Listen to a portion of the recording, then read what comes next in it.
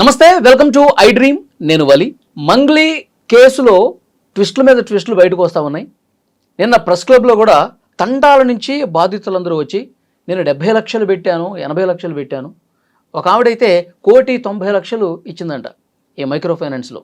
అత్యధిక వడ్డీలో ఆశ చూపిస్తే లక్షల కోట్ల రూపాయలు ఇచ్చేశారు. దీని మీద ఇప్పుడు ఇన్వెస్టిగేషన్ కూడా సీరియస్గా జరుగుతుందని చెప్పి ఒక అప్డేట్ వస్తుంది. అంటే ఇందులో రమావత్ మధుని కస్టడీకి తీసుకొని విచారిస్తే ఇంకా మిగతా వాళ్ళ ప్రమేయం ఏ విధంగా ఉంది, మంగ్లీ పాత్ర ఏంటన్నది కూడా కొద్ది రోజుల్లో తెలుస్తుందని చెప్పి పోలీసుల నుంచి సమాచారం వస్తుంది. అంటే నిజంగా వాస్తవంగా ఈ ఇన్వెస్టిగేషన్ లోతుల్లోకి వెళ్ళి మరి వాస్తవాలు వెలుగులోకి వచ్చే పరిస్థితి ఉందా లేదా, బాధితుల కష్టాలు తీరుతాయా లేదా మాట్లాడదాం వీడియోలో. శేఖర్ భాష గారు స్టూడియోలో ఉన్నారు. నమస్తే సార్. శేఖర్ భాష గారు, ఏంటి మీకు నమ్మకం ఉందా? అసలు ఫస్ట్ ఆఫ్ ఆల్ నేను ఒక్కొక్క బాధితులు వచ్చి మాట్లాడుతుంటే తాండాల్లో ఉన్న జనాలు కోట్ల రూపాయలు, 50 లక్షలు, 70 లక్షలు పెడుతున్నారంటే, అంటే జనరల్గా మనకి తాండాలు పాపం ఉంటారు అనుకుంటాం కదా, వాళ్ళు ఇంత డబ్బులు ఎక్కడి నుంచి పెడుతున్నారు నాకు ఒక సెకండ్ అర్థం కాల. కోట్లు. తర్వాత నాకు మెల్లగా కొంచెం లోతులోకి వెళ్తే తెలిసింది ఏంటంటే, ఇప్పుడు ఒక్కడు వాడే పెట్టట్లా, వీడు ఒక ఏజెంట్గా మారిపోతున్నాడు. ఇప్పుడు నేను 1 కోటి రూపాయలు 2 కోట్లు ఇచ్చాను అంటే దాని అర్థం ఏంటంటే నేను కలెక్ట్ చేస్తున్నాను. ఎస్పెషలీ ఇది ఎక్కడ జరుగుతుందంటే మన వాళ్ళ దగ్గరే. అరే నేను పెట్టారా, నాకు 10 రూపాయలు వడ్డీ వస్తుందిరా, నువ్వు కూడా బెటరా అని చెప్పి వాళ్ళ తమ్ముడు, బావ, బామ్మర్ది, అక్క, ఈ క్లోజ్ సర్కిల్ నుంచి పూల్ చేస్తున్నారు మనీని. ఇలా ఒక్కొక్కళ్ళు 1 కోటి రూపాయలు పూల్ చేశారంటే ఎంత ఆశ కలిగి ఉంటుంది ఒక్కొక్కరికి. అరే నాకు వచ్చింది, నువ్వు కూడా బాగుపడతావు అని చెప్పి అందరినీ.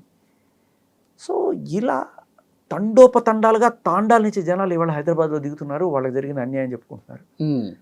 షాకింగ్ అనిపిస్తుంది పాపం. ఒక్కొక్క ఆవిడ కాళ్ళ మీద పడి, అన్న మొత్తం ఏం లేదన్న, జీవితంలో ఎవరి దగ్గర నేను మాట పడలేదన్న, నాకు ఇప్పించాను డబ్బులు అడుగుతుంటే కనీసం కనికరం కూడా లేకుండా మెడబట్టి బయటికి గెంటేసే స్టేజ్ అటువంటివి చేస్తున్నారు వీళ్ళు. ఆ రమావత్ మధు అనేటోడు ఎక్కడో ఏదో సమ్ వాటర్ పార్క్ దగ్గర ఎక్కడో కనబడితే మొత్తం వెళ్ళి పట్టుకొని అయ్యా మా డబ్బులు ఇప్పించండి. ఇంటి మీదకి వచ్చి జనాలు గొడవ చేస్తున్నారు. కూతురుకు పెళ్లి కోసం దాచిపెట్టుకున్న డబ్బులు అన్నీ మీకు ఇచ్చామయ్యా అంటే అక్కడ ఉన్న సెక్యూరిటీ గార్డులతో చవతలు పడిపించారట. ఇప్పుడు వీళ్ళ ఇళ్ల మీదకి చాలామంది వస్తున్నారు. వీళ్ళకి రమావత్ మధు ఎవరో తెలియదు, కానీ నేను నీకు ఇచ్చాను, నువ్వు చెప్తే ఇచ్చాను, నేను నిన్ను నమ్మిచ్చాను, వాడెవడో నాకు తెలియదు, నువ్వు నాకు ఇవ్వు, ఇస్తావా చస్తావా, నువ్వు కిడ్నీ అమ్మిస్తావా, నీ హార్ట్ అమ్మిస్తావా, నాకు అవసరం లేదు, నా పరిస్థితి అంతే. పోతే మా ఆయన నన్ను గెంటేస్తాడనో లేకపోతే మా పిల్లల కోసం దాచిపెట్టుకోమని వీళ్ళ పీకల మీద కూర్చున్నారు. ఇళ్లలో కూర్చునే పరిస్థితి కూడా లేదు వాళ్ళకి. తండాల్లో పుట్టి పెరిగిన వాళ్ళు ఆ తండాకి వెళ్ళాలంటే భయపడుతున్నారు. సో ఇటువంటి పరిస్థితుల్లో ఉన్న వాళ్ళకి న్యాయం జరుగుతుందా, డిలే అవుతుందా అంటే వాళ్ళ బాధ మనకేదో కొంత అర్థమవుతుంది. చట్టం, న్యాయం, పోలీసులు వాళ్ళ పని ఏముంది, వాడికి ఎవడి బాధతో సంబంధం లేదు. 14 days రిమాండ్, పో కస్టడీ తీసుకురా, పో ఇక్కడ సంతకం పెట్టు, ఇక్కడ పెట్టు, ఇదే.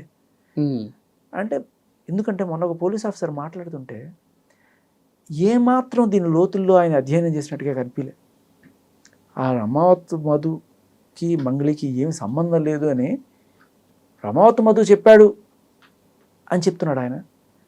అది చేయడానికే కదా వాడు అక్కడికి వెళ్ళింది, మంగ్లీని సేవ్ చేయడం కోసమే కదా రమావత్ మధు అనేటోడు లొంగిపోయింది అనేది జగమెరిగిన సత్యం అందరికీ తెలుస్తోంది. ఆయనకి ఎందుకు తెలియట్లేదు? అండ్ వాళ్ళ తమ్ముడు శివ చౌహానా కాదా అనే విషయంలో కూడా మాకు క్లారిటీ లేదంటే ఇంక ఏం చేశారు పోలీసులు? ఇలా చేస్తే అసలు ఇన్వెస్టిగేషన్ ఎప్పటికి తేలుతుంది?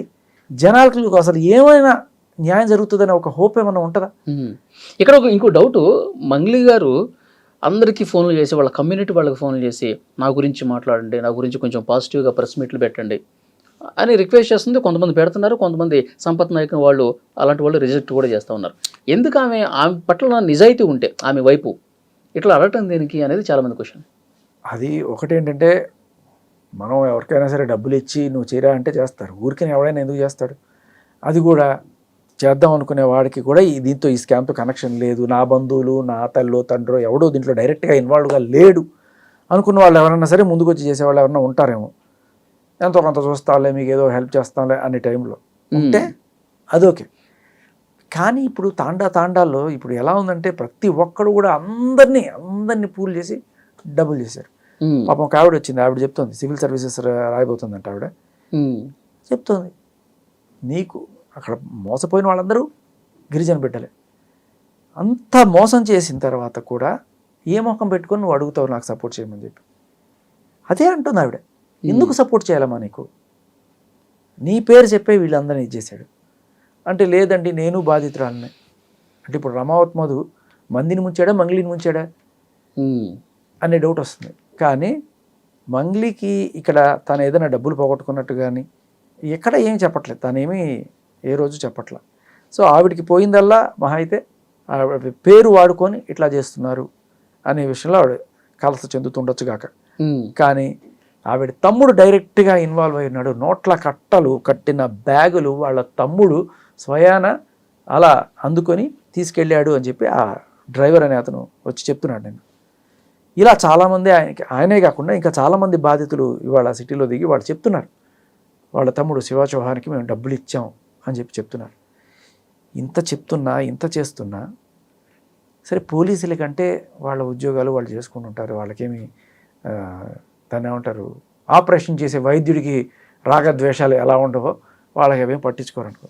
కానీ పొలిటీషియన్లు ఏం చేస్తున్నారు, ఉమ్, మన రాష్ట్ర ప్రభుత్వం ఏం చేస్తుంది, దీన్ని సీరియస్గా తీసుకోవాల్సింది ప్రజల ఇష్యూ, ప్రభుత్వం కదా టేకప్ చేయాల్సింది. రేవంత్ రెడ్డి గారు ఇప్పటిదాకా దీని మీద ఒక్కటంటే ఒక్క మాట స్పందించలేకపోతున్నారు. ఉమ్, పోనీ ఆయన మినిస్ట్రీ క్యాబినెట్లో నుంచి కూడా ఎవరు స్పందించట్లేదు, పార్టీ తరఫున స్పోక్స్మెన్ కూడా ఎవరు స్పందించట్లేదు. తర్వాత ఎవ్వరు ఏ పార్టీ గురించి దీన్ని మాట్లాడట్లేదు. ఇంతమంది రీసెంట్గా ఒక స్కీమ్ ఏదో పట్టుకొచ్చారు గిరిజన బిడ్డలకి. సో ఏంటిది ఎలక్ట్రిక్ వెహికల్స్ మీద 90% రాయితీ సబ్సిడీ. బాగుంది. మరి గిరిజన బిడ్డల మీద అంత ప్రేమ ఉన్నప్పుడు మరి వీళ్ళందరూ కూడా గిరిజన బిడ్డలే కదా, అవును. వీళ్ళకి ఏం చేస్తున్నారు? ఓన్లీ పాలసీలు మాత్రమే చూస్తారు. ఇలా నష్టపోయిన వాళ్ళు ఇప్పుడు వీళ్ళ కోసం పోలీసులు లేకపోతే కోర్టులు కేసులు ఇవన్నీ చుట్టి నడుస్తాయని చెప్పి దీని మీద నిజంగానే వాళ్ళకి ఏదైనా న్యాయం రాజకీయ నాయకుల వరకు ఈ కేసు వెళ్ళిందంటారా? ఇంత ఇప్పుడు రాజకీయ నాయకులు ఏమన్నా కళ్ళకి గంతలు కట్టుకోనో చెవులకి ఏమన్నా అడ్డాలు పెట్టుకొని తిరుగుతున్నారా వినపడకపోవడానికి?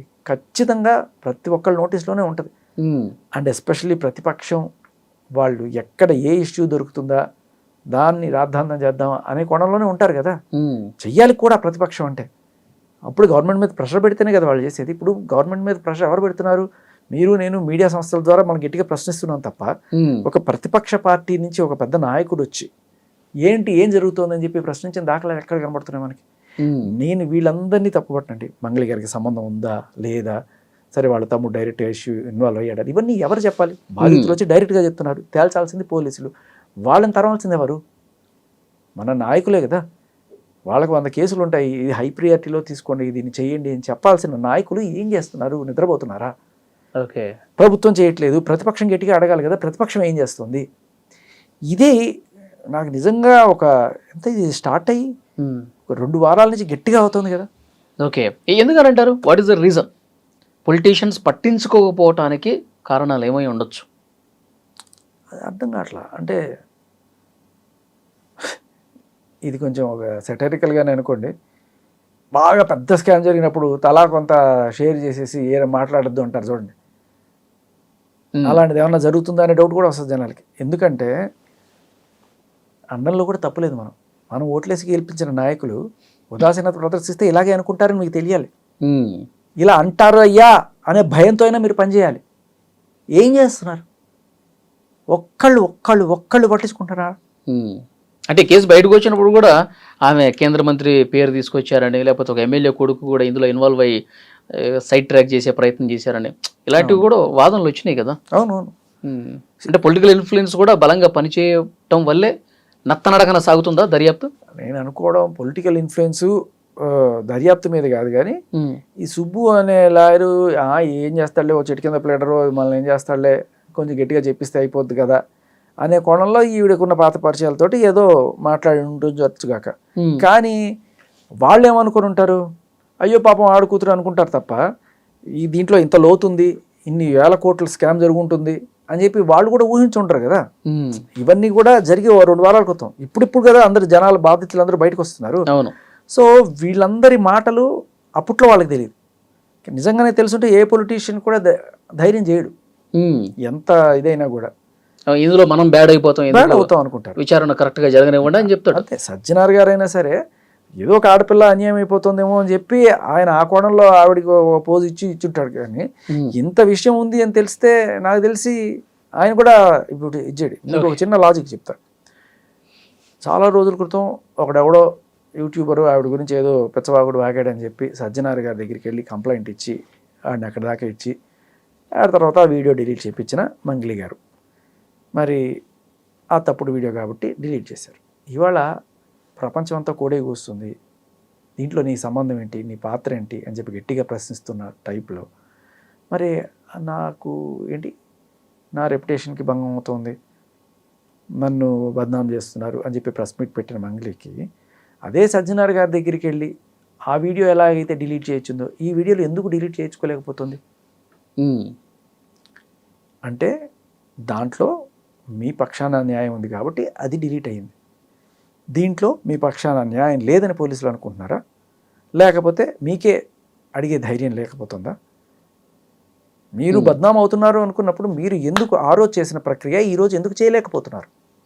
ఓకే, ఇప్పుడు నిన్న ప్రెస్ క్లబ్లో కొంతమంది బాధితులు వస్తే నేను కూడా వెళ్ళాను, భాష గారు వెళ్ళాను, అక్కడ బాధితులతో మాట్లాడాను. రమావత్ మధువు దగ్గర క్యాషియర్గా పనిచేసిన వ్యక్తి రమేష్, అతనితో కూడా మాట్లాడాను. 2-3 సందర్భాల్లో క్యాష్ కలెక్ట్ చేసి ఇక పెద్ద పెద్ద బ్యాగ్స్లో తీసుకెళ్ళి నేను ఇచ్చాను. మంగ్లీ తమ్ముడు ఎవరైతే శివ ఉన్నాడో శివాకి ఇచ్చాను.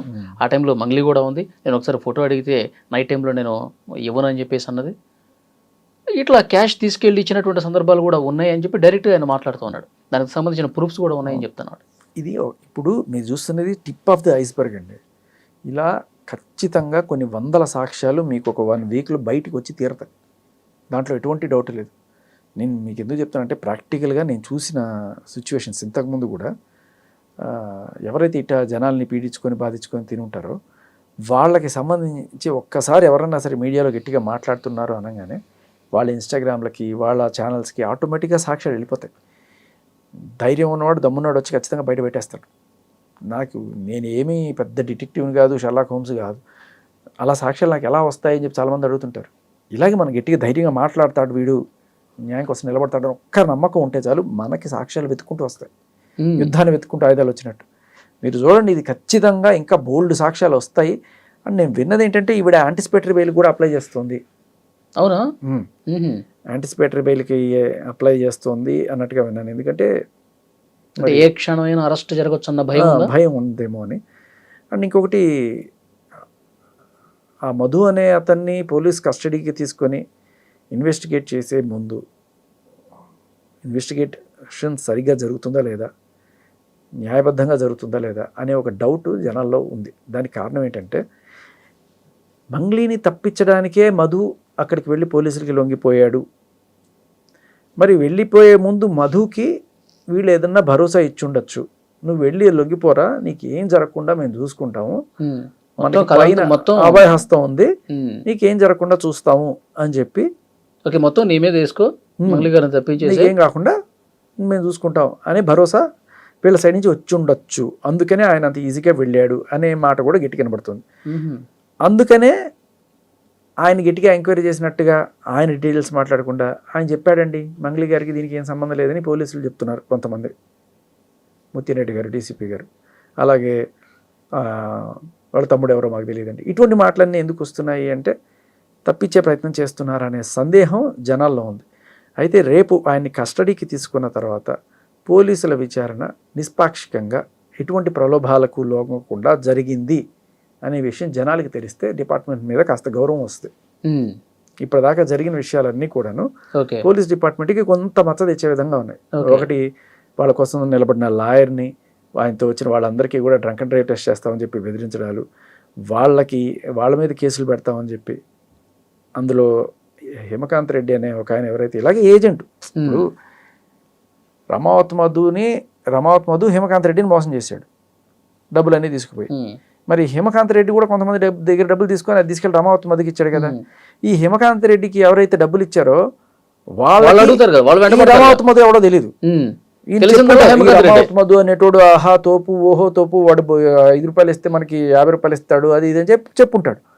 వీళ్ళందరూ కూడా ఇప్పుడు బాబ్బా బాబ్బా బాబ్బా అని చెప్పి ఈయన పడుతుంటారు. ఇప్పుడు ఈయన ఏం చేయాలి? ఖచ్చితంగా రమావత్ పోయి అడగాలి. ఉమ్. ఇప్పుడు ఈయన టాక్టిక్స్ చూడండి. ఈయన బయటకు వచ్చి వీడు ఇంత మోసం చేశాడు, నేను ఇన్నిసార్లు ఇన్ని డబ్బులు వీడికి క్యాష్ రూపంలో కొంత, చెక్స్ రూపంలో కొంత, ప్రామిసరీ ఓట్లు ఇవన్నీ చూపించుకుంటూ వస్తే ఈయన ఎలా వదిలించుకోవాలని చెప్పి చాలుబన్ని ఈ హిమకాంత్ రెడ్డే అసలు దొంగ అని చెప్పి అక్కడ ఆయన పోలీసులు చెప్పాడంట. ఆ పోలీసులు ఏమంటారు, ఇప్పుడు ఈయన్ని మనం అరెస్ట్ చేస్తే మనకి డీటెయిల్స్ తెలుస్తాయి అంటే ఇప్పుడు వాడు ఎవరి పేరు చెప్తే వాళ్ళందరినీ అరెస్ట్ చేసుకుంటూ కూర్చుంటారా? అలా అరెస్ట్ చేసి ఇస్తాం అని చెప్తే ఇంకా మిగతా వాళ్ళు ఎవరు ముందుకు వచ్చి సాక్ష్యాలు చెప్పరు అనే ఒక ప్లాన్ వేసారా? ఓకే. ఇటువంటి డౌట్లు జనాల్లో ఉన్నాయి. సో ఇవన్నీ కూడా డిపార్ట్మెంట్తో అయ్యే పనులు కావు. పెద్దగా ఒక సిట్ వేసి ఆ సిట్లోనే ఈ నిష్పాక్షికంగా జరిపించాలి. లేకపోతే ఇలా 1000 కోట్లు కొట్టేసి విజయమాలి ఎలాగా ఏ లండనో పారిపోయి హ్యాపీగా. ఈ కేసులో రమావత్ మధు ఒక్కడే ఎందుకు అరెస్ట్ అయ్యాడు? ఇంకా మిగతా వాళ్ళు ఆయన ఆ రోజు ముత్యంరెడ్డి గారు చెప్తా ఉన్నారు, అందరూ అప్స్కాండ్లో ఉన్నారు.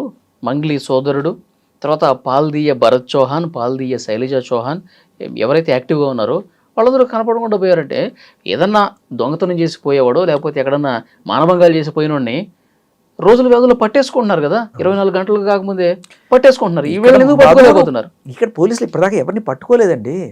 ప్రయత్నమే చేయలేదా? ఎవరిని పట్టుకున్నారు? మధు అనేటువంటి పోలీసులు పట్టుకున్నారా? ఆయనే పోయి ఇడ్లేడు. ఇప్పుడు నన్ను పట్టుకోరా అని చెప్పి వీళ్ళందరూ వెళ్ళి అక్కడ నించుంటే అప్పుడు నేను పట్టుకొని నేను కేసు సాల్వ్ చేశాను అంటారా? అది కాదు కదా. మీ అంతటి మీరుగా ప్రొయాక్టివ్గా వెళ్ళి ఏం చేశారనేది చెప్పాలి కదా. ఇది బై డిఫాల్ట్ ప్రాక్టీస్ అండి. ఇప్పుడు డబ్బున్న వాళ్ళు ఎంతో కొంత ఇచ్చి మేనేజ్ చేసుకోవడం ఇది ఫస్ట్ టైం కాదు మనం చూసేది.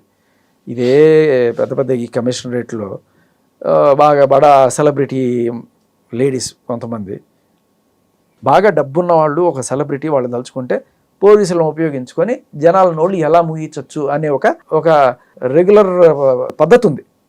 ఆ పద్ధతిని వాడుకొని చక్కగా వీళ్ళు తప్పులు చేసిన వాళ్ళు అలాగే పోలీసులతో ఇదై చక్కగా అందరి మీద కేసులు పెట్టి నోట్లు మూస్తారు. మన చిన్నప్పుడు చదువుకున్నది వాక్ స్వాతంత్రము, పత్రికా స్వాతంత్రం ఇవన్నీ కూడా తుచ్ అంతే. ఒక్క డీసీపీ గారు తలుచుకుంటే అందరి నోళ్ళు మూసుకోవాల్సిందే అంతే.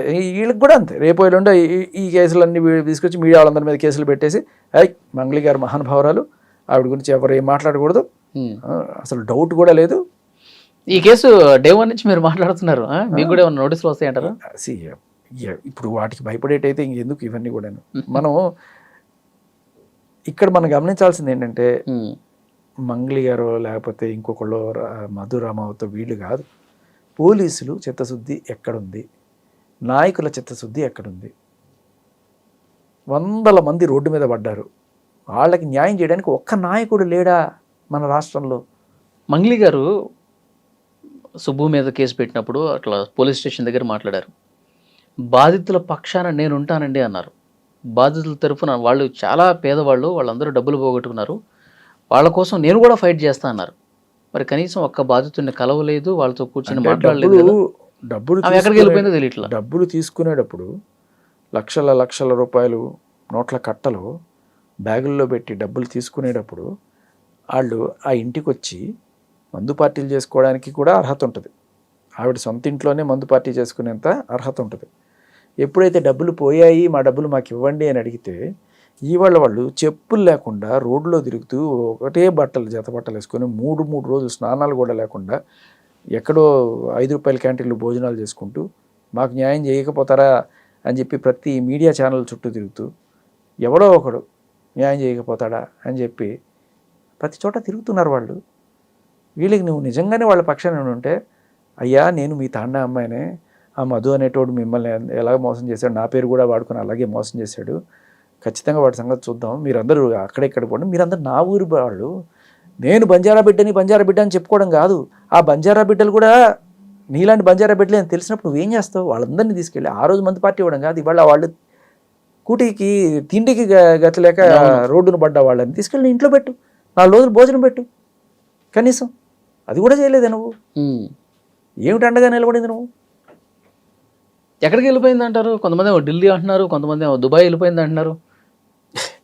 నేను విన్నది ఒక 3 రోజుల క్రితం ఆవిడ ఇక్కడే ఉన్నారు, హైదరాబాద్. ఎవరో ఒక ప్రముఖ వ్యక్తిని కలిశారు, దీని నుంచి బయటపడేయాలన్నట్టుగా ఆవిడ కోరారు ఓకే. తెలిసింది 3 రోజుల క్రితం. సో మరి అప్పటికే నాకు సుబ్బు గారేమో లేదు లేదు ఆవిడ అప్పుడే అప్స్కాండ్ అని చెప్పారు. బట్ మరి సో చూద్దాం నెక్స్ట్ ఇన్వెస్టిగేషన్ ఎట్లా జరుగుతుంది. నిజంగా మీరు అన్నట్టు ముందస్తు బెయిల్ అప్లై చేసిందా లేదా దీని మీద కూడా ఆవిడ సంగతులు అన్నీ వదిలేయండి. నేను అడిగేది ఒకటే, బాధితులు పోలీసులు ఏం చేస్తున్నారు? మీరు చేస్తున్న ప్రగతి చూపించాల్సిన అవసరం ఉంది. జనాలందరూ కూడా మీరు లాలూచి పడిపోయారు అనే భావనలోకి వెళ్ళకముందే మీరు కొంచెం తేరుకొని, ఎందుకంటే సజ్జనార్ గారి ఫోటో, ఈయనకి బ్రీత్ అనలైజరు, లేకపోతే ముత్యంరెడ్డి గారి అసలు మంగళి తమ్ముడు ఎవరో మాకు తెలియదు, ఇటువంటి ప్రకటనలు అన్నీ చూసిన తర్వాత జనాలకి నమ్మకం పోతుంది వ్యవస్థ మీద.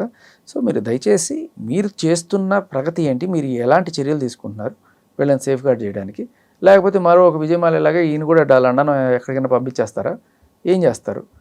దీనికి పోలీసులను తరవాల్సిన బాధ్యత నాయకులది. ఈ నాయకులు ఏం చేస్తున్నారు?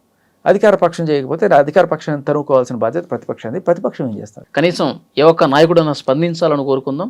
ఎందుకంటే మనం కూడా కోరుకునేది బాధితులకు న్యాయం జరగాలి. సో అటువైపు నుంచి ప్రెజర్ ఏమన్నా వస్తే బాధితులకి ఎంతో కొంత త్వరగా న్యాయం జరగాలి కదా, కాబట్టి ఆ రకమైన ప్రయత్నం జరుగుతుందని చెప్పి కోరుకుందాం. మళ్ళీ మనం మాట్లాడదాం. Thank you sir.